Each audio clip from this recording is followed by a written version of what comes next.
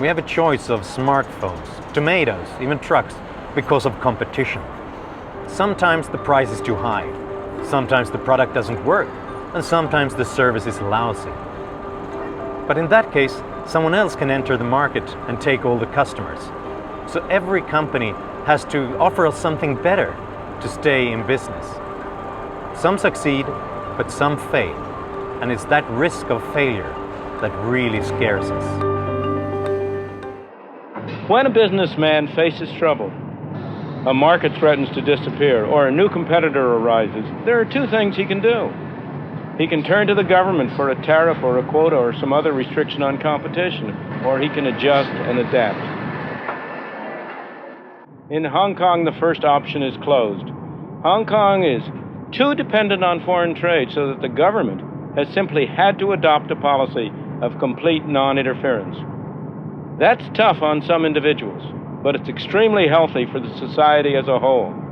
Only the businessmen who can adapt, who are flexible and adjustable, survive, and they create good employment opportunities for the rest.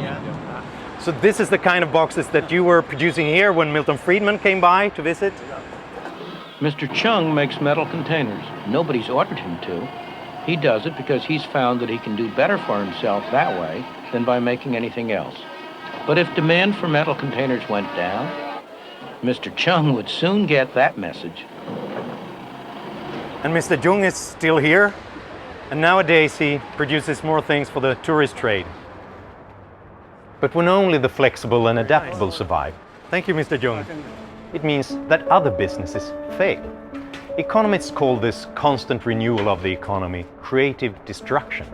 If we want to increase our wealth and opportunities, we have to stop doing old things in old ways and start doing innovative things in better ways.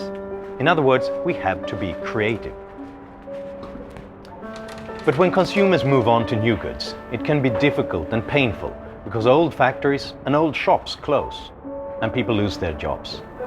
That is the destructive part.